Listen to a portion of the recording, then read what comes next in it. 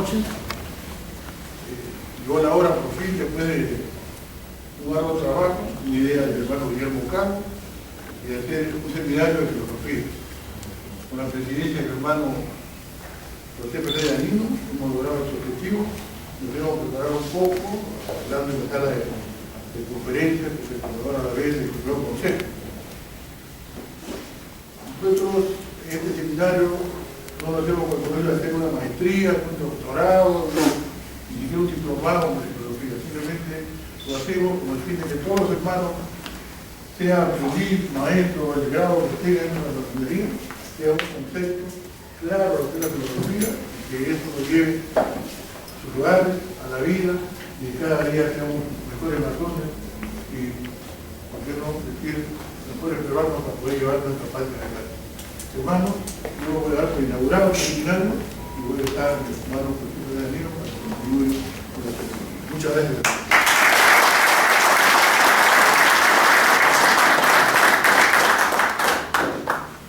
Queridos hermanos, antes de presentar al expositor, algunas notas que son importantes referentes a la seguridad. Ustedes saben, ITESI nos obliga a que todos conozcan las zonas de evacuación y lugares seguros.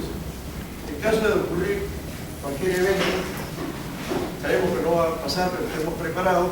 Por favor, las zonas seguras es saliendo a la derecha, hay unas columnas y unas vigas al fondo, y en esta zona de aquí, o en la zona de la izquierda. No se precipiten, tengan calma, van a ser dirigidos de forma ordenada para evitar los riesgos. En segundo lugar, tenemos cuatro en realidad, pero tres los más cercanos, en todos los lugares, al fondo de la derecha. Tenemos uno en el segundo piso, la mezzanina, a la derecha también hay otro, y en el primer piso tenemos también otro cerca al templo de José. Y también en la mezzanina, en la subida hacia el gabinete del soberano recomendador, hay otro baño. Ustedes al ingresar vieron, hemos puesto una mesa en el fondo, fueron 45 minutos de exposición, vamos a tener un coffee break. Por favor, cuando ingrese en la próxima fecha, esperemos el coffee break. Abajo tenemos una cafetería de paso. Si ustedes llegan y quieren tomarse un cafecito, con toda libertad pueden utilizar la cafetería del primer piso y ingresando a la izquierda. Y mantengamos también el orden en la distribución de las mesitas del fondo para la hora de coffee break. Para los hermanos que tienen movilidad, nosotros tenemos un acuerdo con el partido aprista, los compañeros, muy logrado. Pueden entrar por el último pasaje de la calle Caraguas hacia la izquierda, al fondo. Ellos nos permiten estacionar ahí 5 soles por noche, para los que tengan movilidad. Pues bien, y ahora me toca presentar a nuestro expositor. Se trata del respetable hermano David Javier Catales Perea, nacido el 29 de agosto de 1946, pertenece a la Leal Benemérita Respetable Logia Simbólica Estrella de Italia número 49, del Valle de Lima. Nuestro respetable hermano se inició el 22 de septiembre de 1992, se adelantó el 22 de junio de 1993 y se saltó el 21 de agosto de 1994.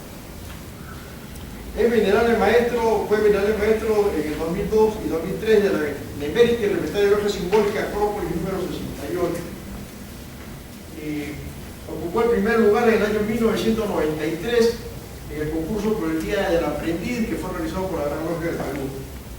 En su formación profesional, él estudiaba en la Pontificia Universidad Católica del Perú, en la Facultad de Letras y en la Facultad de Ciencias Sociales. Actualmente, él es el presidente de la Comisión de Extensión de la Gran Logia del Perú. Con ustedes, nuestro respetable hermano David Catales.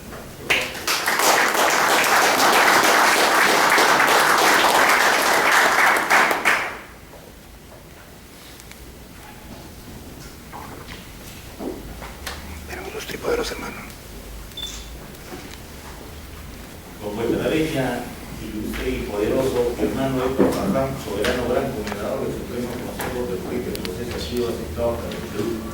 Respetables y queridos hermanos, Y el día de hoy hemos sido convocados para hablar sobre filosofía. Ahora sí, puedo saludar. Previamente, antes de entrar al tema, es conveniente que nos pongamos a pensar sobre el uso y también el mal uso del término filosofía. Tenemos que tener presente que cuando hablamos de filosofía, esta expresión se maneja de distintas formas de acuerdo al uso que le da determinadas escuelas, determinadas posiciones. Quiero mencionarles como anécdota previa que yo este tema lo dejé de manejar hace 40 años atrás, 42 años atrás para precisar. Sí. Y una vez convocado por todos vosotros, empecé a indagar nuevamente en mi biblioteca y me encontraba con varias sorpresas. La primera es que aquella formación que yo tuve en su época en el curso de filosofía y luego también en la especialidad de filosofía, se mencionaba temas, se mencionaba actitudes que no corresponden con la realidad. Me explico. Desde hace aproximadamente 45 o 50 años atrás, especialmente en las universidades tanto italianas, francesas como alemanas, se da un nuevo ímpetu, un nuevo esfuerzo para poder enfocar todo lo que es historia. Esto por un tremendo sesgo y una tremenda influencia de la corriente humanística. Y cuando hablamos nosotros de humanismo, inmediatamente tenemos que pensar el retorno, la búsqueda del inicio. Y esa especialidad es lo que se llama la filología. Respetarles y queridos hermanos, en su oportunidad previa se les alcanzó una bibliografía. Es una bibliografía que voy a través del hermano José Fernández, voy a pedir que agreguen 2 libros más, que son bastante ágiles, pero bastante interesantes. Desde el tema que hoy nos ha convocado, definitivamente lo apasionante está en la posición filológica que nos va a demostrar, nos va a abrir el campo y nos va a permitir tener una información más próxima y más certera sobre este tema. A la gloria del gran arquitecto del universo, a la fuerza y unidad. Lo cual, pretendemos hacer filosofía, dice la palabra, pretendemos hacer filosofía en este momento. Lo primero que se nos viene a la mente es historia de la filosofía con su contrapuesto que es filosofía de la historia. Comencemos por filosofía de la historia. Filosofía de la historia comienza netamente con la escuela alemana a principios del siglo pasado, cuando se busca una revalorización de todo el quehacer del hombre en su tránsito por nuestra realidad. Y es así que encontramos 2 corrientes que se bifurcan. Una, la primera, que trata de enfocar la filosofía de la historia totalmente bajo la iluminación de la corriente del positivismo lógico. Me explico. A partir del año 1900 y pico, como reacción a diferentes corrientes, especialmente el movimiento esotérico, se forma una reunión, un grupo de filósofos y epistemólogos, especialmente, que se autodenominaron el Círculo de Viena, donde ellos plantean de que solo se puede interpretar la realidad con el método científico. Y bajo esta influencia, esta disciplina recién nuevamente estructurada, que es la historia, se plantea desde la óptica de la ciencia. ¿Cómo así? Considerando al hombre desde el punto de vista de su naturaleza. Y la otra corriente que plantea que el hombre, en su condición inherente, que es lo que le afirma y le permite el tránsito feliz de su existencia, estamos hablando de dignidad, lo básico es su libertad. Totalmente dispersa, por uno vuelvo a repetir, la filosofía de la historia como ciencia y la otra como historia propiamente. Distinguiendo aquí estas dos corrientes lo que se llama la historia y la historiografía. En el caso del idioma inglés es más específico. Nos distingue dos términos que son bien claros. Uno es history y otro es historia. En el caso del castellano, bueno, es un poquito más complicado. Pero hablamos netamente en la otra posición que le estoy mencionando, lo netamente que es por raigambre humanista, el hombre es historia. Algo inherente al hombre es historia. Y poder predecir, poder sistematizar lo que es la conducta, lo que es el descomponimiento existencial del hombre, bueno, es más que utópico, es fantasioso. Historia de la filosofía, respetados y queridos hermanos, según este nuevo enfoque que les estoy mencionando, con aportes muy vigorosos de parte de la antropología, de parte de la sociología, nos permite dar una visión mucho más amplia y mucho más dinámica de lo que es historia de la filosofía. Entonces, como mencionaba hace unos momentos, que yo he tocado la puerta después de 42 años a lo que nosotros conocemos como los códigos. Más adelante voy a desarrollar por qué los códigos. ¿Y qué cosa me ha sorprendido? Me ha sorprendido que aquellos temas que eran tan áridos en mi época ahora son totalmente apasionantes. Se ha podido totalmente separar aquello que técnicamente se llama la influencia doxográfica. Me explico.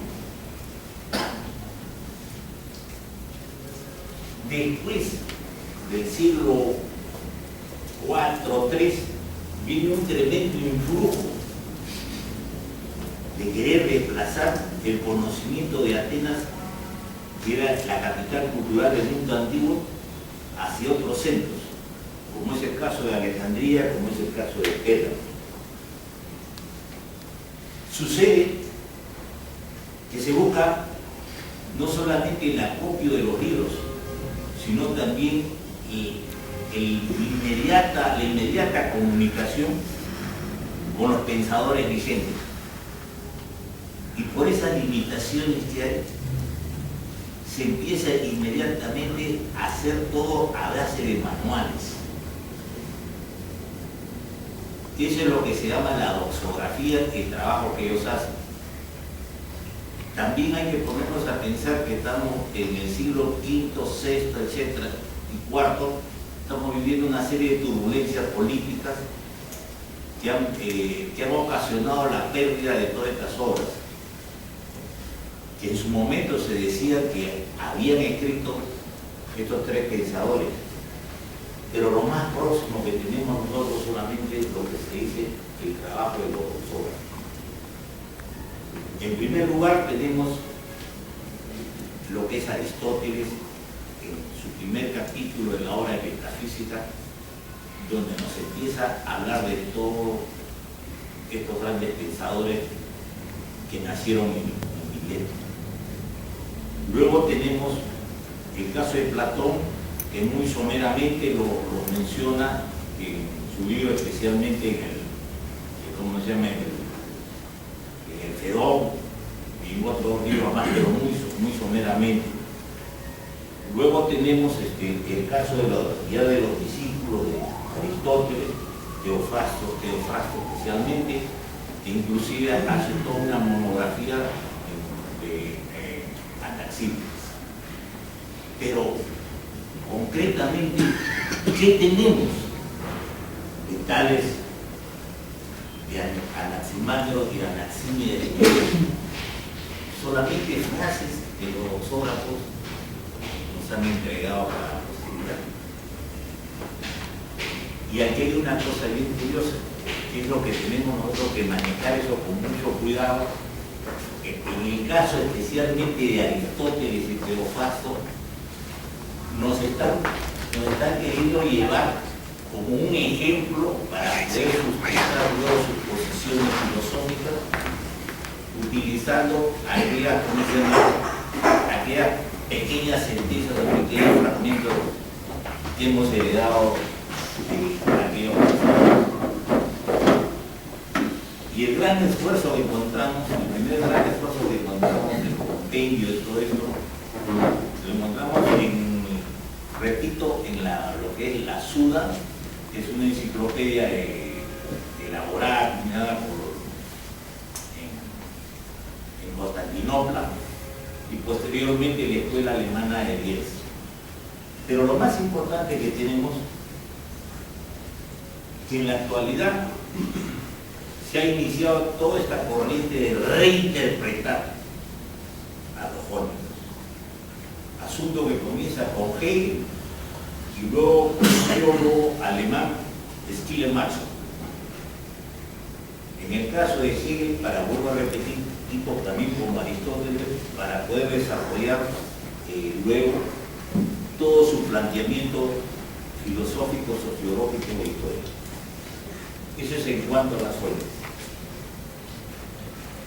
Pero lo más importante que nosotros hemos venido a hacer filosofía. Hablar de historia de la filosofía es hacer filosofía. Y decir soy filósofo o ejerzo, pretendo, el ejercicio es demasiada pretensión. Filosofía es algo que no podemos definir, es algo que es, como decía un principio, tanto de la condición humana que debería ser inherente a la condición humana. Debería ser. Todo está sujeto al ejercicio. Entonces tenemos que el término filosofía en unos inicios se va a contraponer contra dos términos, contra lo que es sabiduría, sofía, y contra lo que es doxa, opinión. Específicamente, para no distanciarnos mucho de nuestro tema, van a tener oportunidad durante todo esta convocatoria de poder llevarse de la mano el asunto de tener una mejor visión sobre el quehacer filosófico.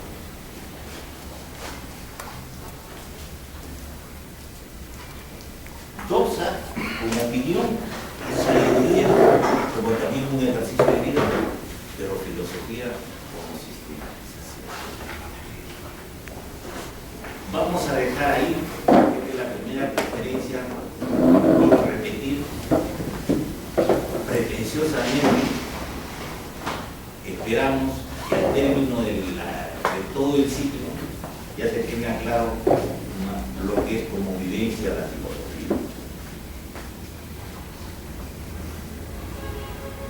La filosofía se ocupa de cuatro campos bien delimitados: el ser, el conocer, los valores y la existencia. Por eso decía un principio, un sistema, donde todas las partes van a involucrarse recíprocamente. Ahora nos vamos a entrar de pleno a lo que es los jóvenes. En este en este asunto quiero llevar un poquito de la mano de Sancho Gadamer, que escribió un libro. Voy a hacer llegar la bibliografía a través del hermano Fernández, Los inicios de la filosofía occidental. Entonces, Gadamer nos dice lo siguiente, que para poder nosotros penetrar en ese mensaje que nos han dado los cómicos, tenemos que abordarlo en 3 niveles. En primer nivel, tenemos que ver la situación geográfica, la situación contemporánea de estos pensadores. La segunda, otro de los grandes retos que tenemos, es el influjo del mito. Y el tercero, que todavía mucho más atrás, el lenguaje. Entonces comencemos en primer lugar sobre Mileto. Las últimas excavaciones que se han hecho nos han permitido ya tener un mejor panorama de todo lo que nosotros conocemos como la Grecia clásica. Y en los manuales de muchos años atrás nos decían que había una época, una edad oscura. Sucede que el gran arqueólogo Evans, discípulo de Stevenson, en las excavaciones que hace en toda la zona de Creta, logró encontrar algo muy interesante. Era una ciudad que tenía bastantes avances científicos. Tenía agua, tenía desagüe, tenía inclusive agua caliente. Estamos hablando aproximadamente en el siglo XII, XIII a.C. Y después, aquí viene lo más importante, que siguen ahorita las investigaciones. Se habla de varios factores, uno de ellos de cataclismos, que han desalojado, ¿cómo se llama?, por estos fenómenos, a toda esta población que los ha hecho desplazar. Uno. Otro que también es muy importante, que no debemos dejarnos de lado, de pensar, que esta cultura, vamos a denominarle un poquito adelantando, Creto Micenoico, tenía una cosa peculiar. Eran grandes comerciantes, que es lo que en historia de la cultura llamamos talasocracia, grandes navegantes. Voy a pedir por favor que me vayan siguiendo en todo el tema, porque esto, lo que estoy sosteniendo nos va a permitir el desarrollo de estos 3 desarrollos. Entonces, estábamos hablando entonces de talasocracia, recorrían todo el Mediterráneo, inclusive llegaban hasta el Mar Negro. En el caso de Egipto, por ejemplo, específicamente, tenían ellos un tratamiento especial de parte de los faraones y pudieron fundar una colonia en el delta del Nilo, Náufragos. Asimismo, tenían estrechas relaciones con todo lo que es las culturas técnicamente que conocemos nosotros siempre ustedes. O sea, estamos hablando que es el Éufrates, y por estos cataclismos es que ellos se han desplazado. Entonces, lo primero que vamos a encontrar de la curiosidad que nos va a sacar un poquito del libreto es que Mileto estaba fundado mucho más antes que lo que conocemos como Atenas, que conocemos como Athos, porque a nosotros nos dieron esa idea que era una colonia. No. Sí, era una colonia, pero una colonia de la cultura creto-micenica. Y hablar hoy de creto-micenoica es una cuestión que nos sorprende, que a través de toda esta ciencia arqueológica nos deslumbra. Tan es así que Platón creó el famoso mito del Atlántico. Y hoy los especialistas dicen que a lo que se refería Platón en la Atlántida era justamente la cultura creto-micenoica. Entonces tenemos que Mileto Posteriormente, con el influjo ya de la hegemonía de las culturas eólicas y las culturas dóricas, ya sí se convierte en una colonia de ellos. Pero anteriormente ya tenía una independencia, antes, una autonomía, que estaba subyugada por los poderes políticos hegemónicos de los alrededores, correcto. Sí, pero tenía por esa ventaja del comercio y el desplazamiento, tenían una cierta autonomía, ¿no?, que les permitía tener una manifestación cultural, entre comillas, hacia autóctona. Miletos, grandes navegantes, grandes comerciantes. Ahora pasamos al segundo punto, que es el mito. En la actualidad, para poder entender el mito, tenemos que poner al mito frente a dos ¿cómo se llama?, temas también muy interesantes. Uno que es la leyenda y otro que es la utopía. Nos dicen los especialistas que cuando hablamos de mito, hablamos de una interpretación religiosa que nos va a dar una explicación de los orígenes. Y aquí vamos a encontrar algo muy importante, que es una de las razones que yo he descubierto por qué en mi época este tema era tan árido. ¿Por qué? Porque este tema ha estado direccionado. ¿Y qué vamos a encontrar con el tema del mito? Vuelvo a repetir, permíteme que haga un retroceso. Como decía, filosofía tenemos que hacerlo todos los días, y filosofía es investigación, observación e investigación. Y regresando a nuestro tema, vamos a encontrar que en el mito no hay un ser creador. En el mito griego vamos a encontrar que todo se inicia a través del caos. El mito, en su primera expresión, la tenemos primero con Homero y sus 2 obras magnas, la Ilíada y la Odisea. Luego lo tenemos con Hesíodo y sus 2 obras, que son las que volvían al trabajo los días. En el caso de Homero, nos quiere plantear un mundo donde la nobleza se caracteriza por una aristocracia, y eso lo lleva hacia los dioses, hacia su Olimpo, para luego llegar a Hesíodo, especialmente en la teogonía, donde ya se nos estructura todo ese panteón griego. Pero vuelvo a repetir, la curiosidad es, a diferencia de todas las posesiones semíticas, no hay un creador. Hay un origen, sí, pero no hay un creador, un sujeto creador no hay. Mito, entonces, tenemos que es una interpretación de una determinada cultura o un influjo religioso que nos va a permitir una interpretación del origen. Y a su vez, leyenda es una interpretación local. Frente a lo que es mito con una pretensión general, casi universal.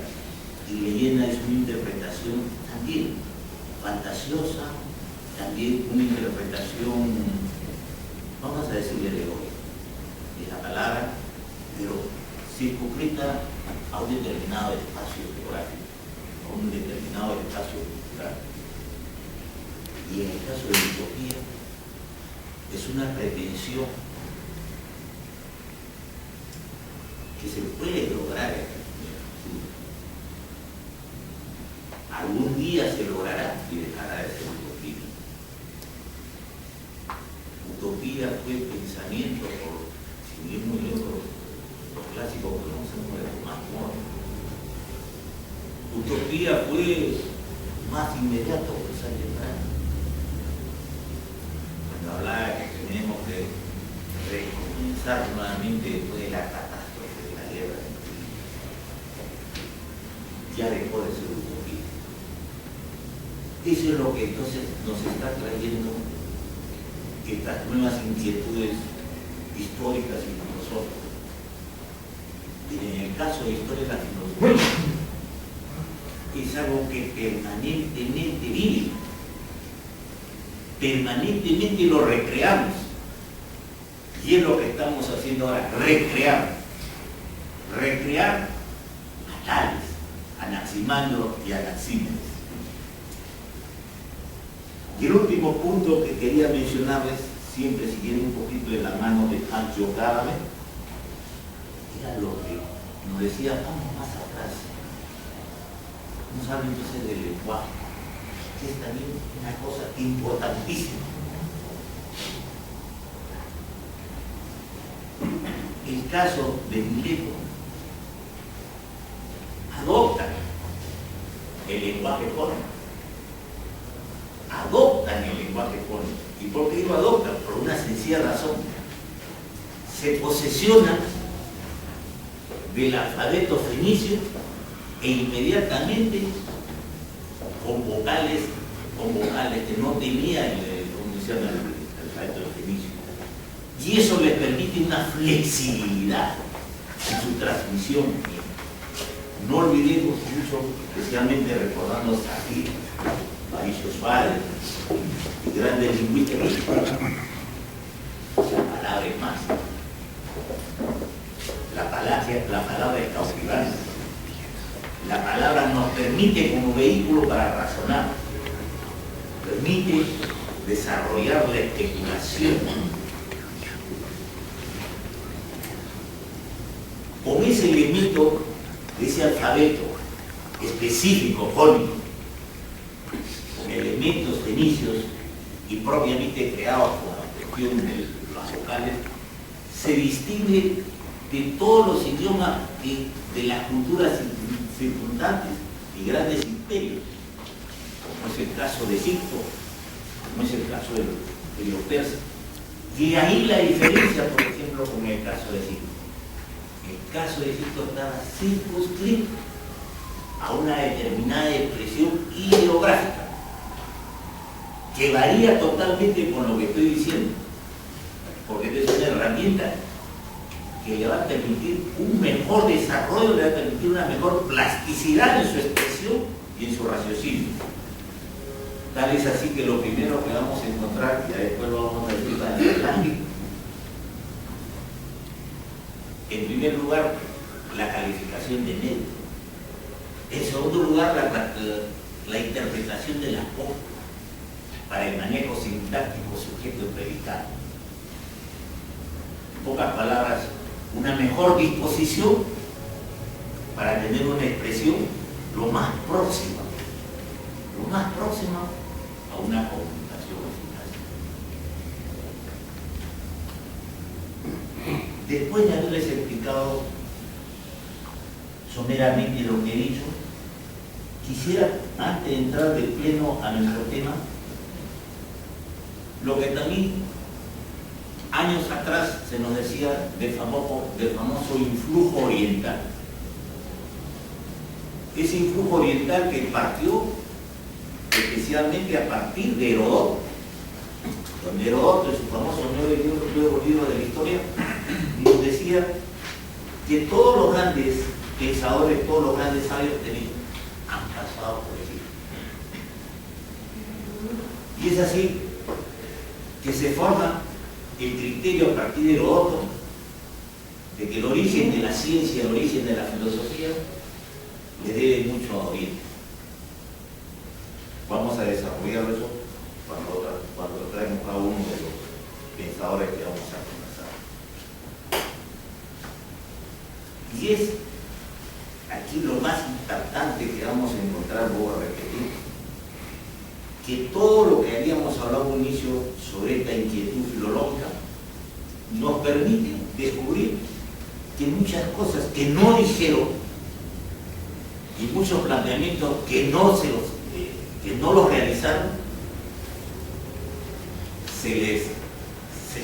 gratuitamente se dice, lo dijo Tales, lo dijo Anaximandro, lo dijo Anaximandro. Es lo que técnicamente nosotros conocemos como anacronismo. Y eso lo vamos a encontrar en toda la bibliografía que se les ha dado. El día de hoy mi propósito, más que llegar a todo este mensaje de los últimos descubrimientos filológicos, era una preparación para que vosotros lleguen a casa y con esa bibliografía que se les ha hecho llegar, empiecen a descubrir y a encontrar lo que estamos conversando. Que no hay muchas cosas lo que se dice, que no podía ser porque son anacronismos. Pensamos de repente como Hegel quería que hable Tales, o como Aristóteles quería que así debería haber hablado Anaximandro.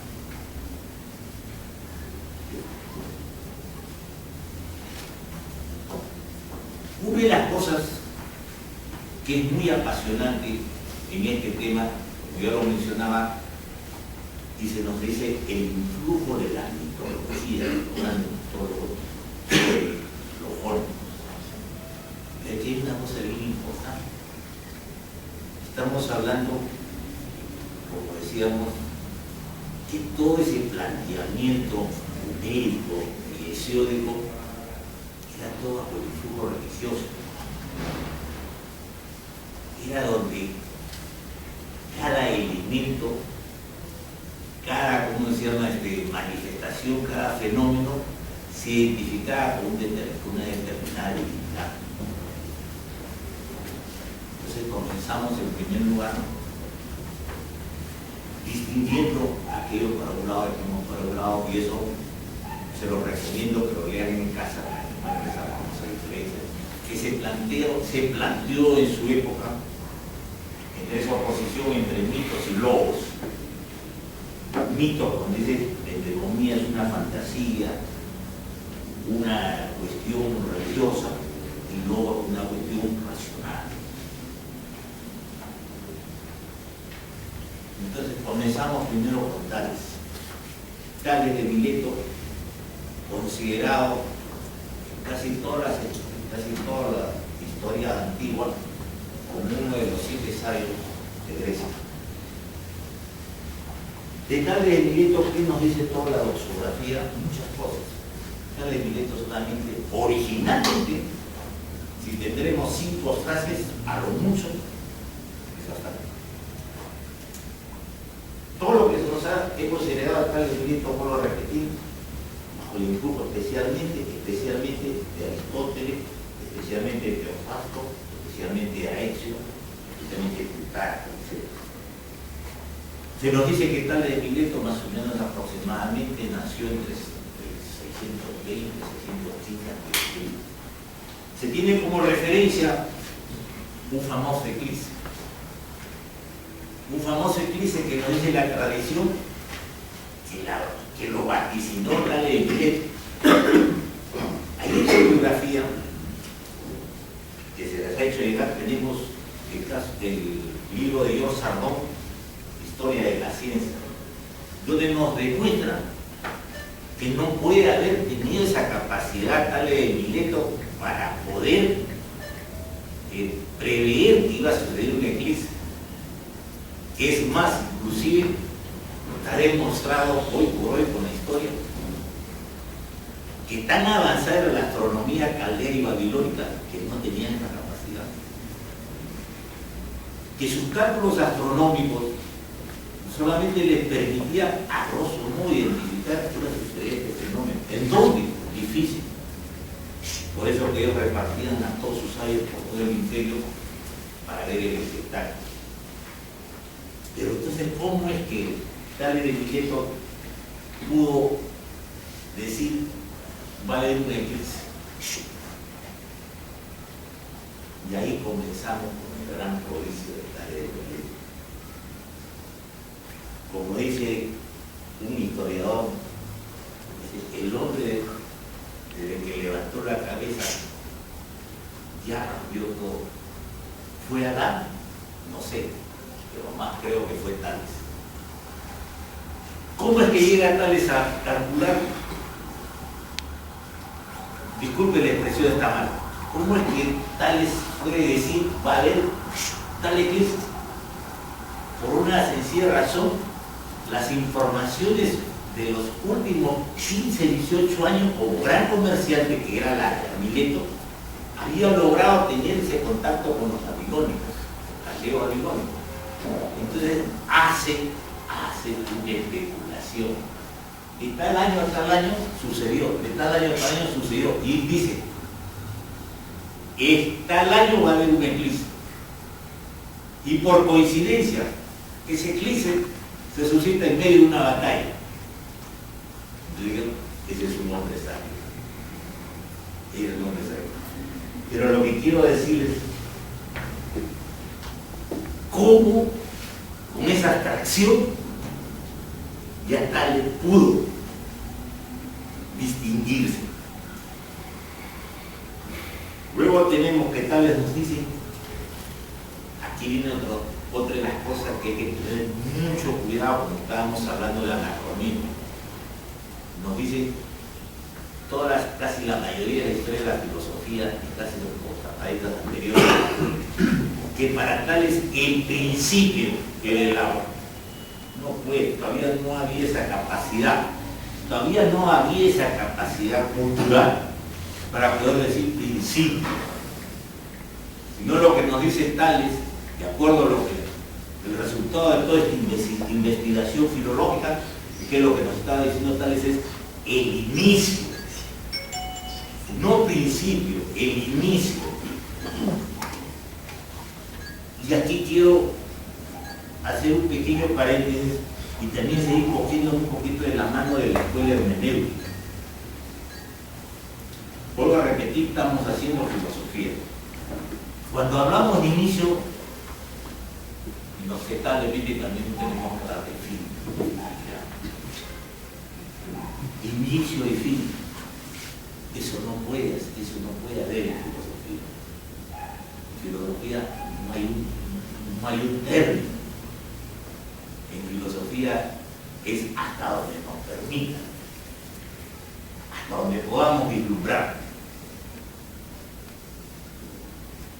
para que se den cuenta cómo se ha permeado toda la inquietud de historia de determinadas ideologías que nos llevan en una determinada línea.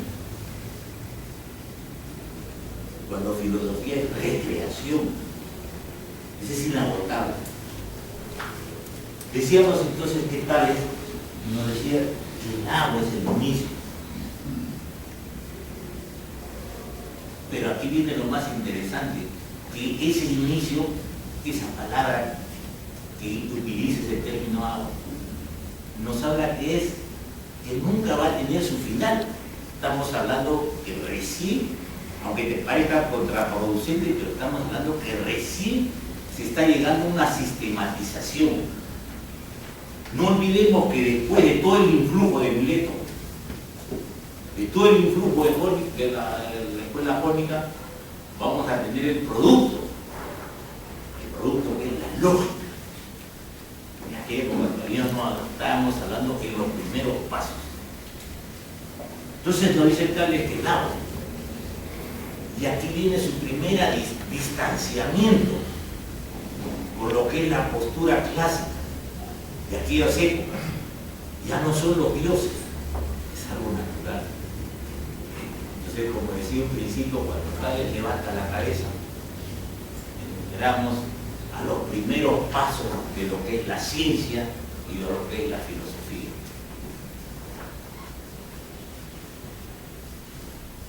Después se nos cuenta una serie de curiosidades de Tales, que son cosas que ya un poco que las matiza, especialmente Aristóteles.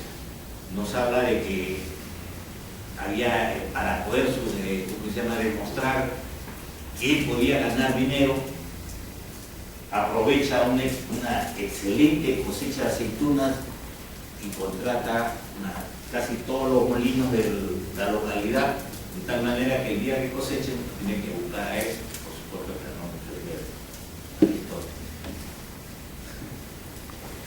Igual también se nos habla también Aristóteles, que un hombre tan pendiente dice del quehacer astronómico, un día se cayó y su esclava se fue de risa.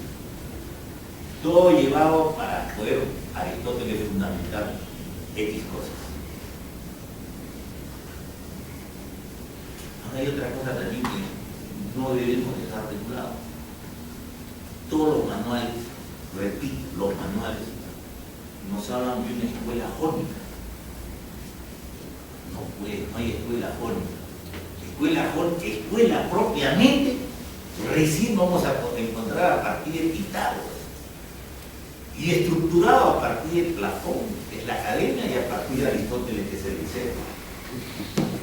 Y se traduce como dicen los dosógrafos, diciendo que Anaximandro fue compañero de Tales, que Anaxímenes fue discípulo de Anaximandro. Había así pues una población muy grande, ¿no? Había una interrelación. No olvidemos que todo se hacía en la plaza. Uno, y dos, muy importante, en los banquetes. Entonces había ese intercambio de conocimientos, pero escuela propiamente no había. ¿Y esto por qué? Esto también por la cuestión hegeliana, porque Hegel nos habla de un progreso. Entonces, por lo tanto, antes de Aristóteles tenía que ser Platón, y antes de Platón tenía que ser Sócrates, y antes de Sócrates tenía que ser los sofistas, y antes de los sofistas tenía que ser la escuela heliática, y antes de los heliáticos tenía que ser los jónicos. No, así no. Filosofía es imperecedera. No. Tratemos nosotros de recrear la inquietud de Tales, tratemos de recrear la inquietud de Anaximandro y Anaxímenes. No es un progreso, el progreso es para planteamientos científicos, donde nos van a llevar una sistematización más próxima y técnica a lo que es la verdad. Tenemos luego a Anaximandro. Anaximandro, también de Mileto, plantea una cosa bien importante, aquí sí bien interesante, ya una abstracción completa. Nos habla de dos términos que son capitales en la filosofía: el arqué y el ateos. El primero que utiliza es la palabra principio, arqué, sí, dándole una connotación especial que ahora vamos a trabajar. El arqué. Si bien este término ya fue empleado por Homero, especialmente en su libro La Ilíada, donde dice en el inicio de la batalla, el mismo Hesíodo, pero el que le da otra categoría, el que le da otra explicación, donde se va a sustentar todo su planteamiento, sustentación de planteamiento. ¿A qué? Es Anaximandro. ¿Y ahora qué es el apeirón? Aquí también es otro problema filológico terrible. Entonces, muy embargado por la cuestión del influjo aristotélico, el influjo de Teofrasto, o sea, todo el influjo peripatético, no quieren plantear, como digo, cosas que no dijo Anaximandro. Apeirón clásico, lo que dice ¿cómo se llama la filología? Abarcable, inabarcable. O sea, y abarcable, inabarcable, ilimitado. Pero encontramos nosotros en distintos manuales que nos dicen el infinito, el indefinido, etc. No. Entonces, ¿qué es lo que nos quiere decir Anaximandro? Que es el primer paso gigante en la filosofía. Que el apeirón es aquello que es el inicio de toda la realidad, de todo lo que conocemos como lo natural. No hablemos de naturaleza, porque también es otro anacronismo. Naturaleza recién a partir de Aristóteles, lo natural. Lo natural distinguiendo lo que es la condición, por ejemplo, del hombre, lo que es la condición de un árbol. ¿Cómo lo interpreta en las pocas frases que hemos ideado de Anaximandro, el famoso arqueólogo? Lo interpreta como algo que abarca, y a partir de ese abarca viene la primera oposición que se descubre: lo frío y lo caliente da origen. Pero ¿cómo da origen? Y entonces un poquito para llevarnos, como decía, para hacer un poquito de filosofía también tenemos que hacer una cuestión un poquito coloquial. Pensemos un poquito en la licuadora o pensemos un poquito nosotros en el lavatorio. Cuando corremos el agua, sacamos el tapón, corre el agua. Entonces ese es el concepto que nos quiere decir Anaximandro, que este apegón en un determinado momento en una fuerza origina el frío y el caliente. Y en ese frío y en ese caliente que se comienza el origen del universo, el origen de las cosas.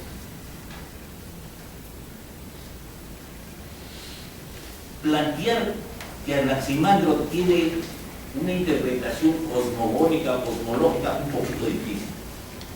Tal vez nos permita a nosotros llevar como pauta para nuestra investigación y nuestros estudios.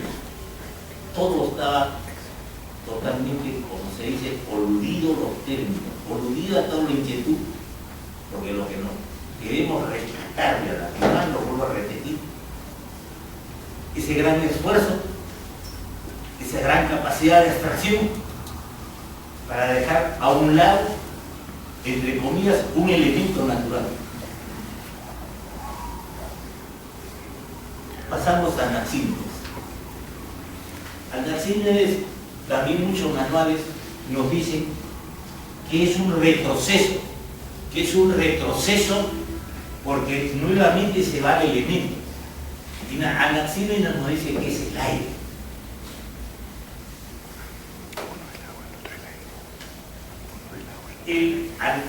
Al plantearnos nosotros el aire, estamos dejando una cosa que es importante sobre la cuestión de Tales y Anaximandro. Eso sí, se acepta que los jónicos, su característica, en primer lugar, era monista, y hemos hecho un solo planteamiento. En segundo lugar, ilozoísmo. Ilozoísmo porque creían que entre comillas, vamos a decir, principio, vamos a hablar con el término de Anaximandro, este arqué tenía vida. Tenía vida. Y es así que llegamos a Anaxímenes y nos dice, pues, el aire. Pero el aire, ¿cómo lo traduce él en ese vocabulario limitado que tiene como neuma? Como neuma.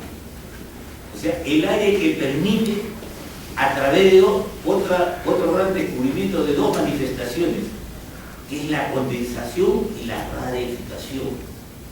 La rarificación que nos permite ese aire que se convierte en fuego, y esa condensación que nos permite el agua y luego en algo también de la tierra.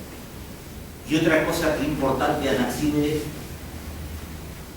es de que plantea por primera vez una interpretación física sobre el origen del hombre. Se dice que es el padre del evolucionismo, se han aventurado algunos a decir, porque dicen que en ese desplazamiento que hemos hablado de la rarificación y la condensación, la vida se origina en un limbo, y se origina especialmente en un ser con escamas. Y cuando hay la desecación, ese ser se va a la tierra y se desprende de las escamas para convertirse en los seres vivientes que conocemos.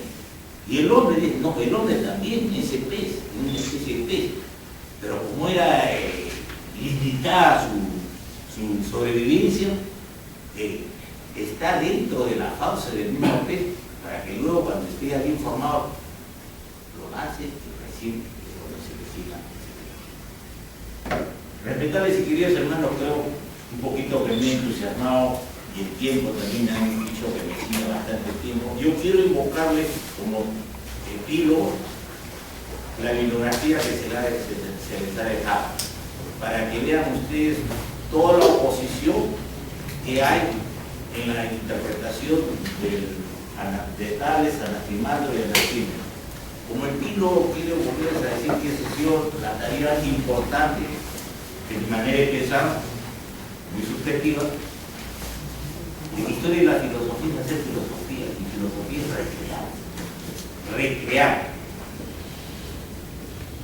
Es algo viviente, es algo que nosotros, conforme regresemos otra vez a las fuentes, otra vez a encontrar, vamos a salir mejor recreados, con una nueva perspicacia, con una posibilidad de vislumbrar.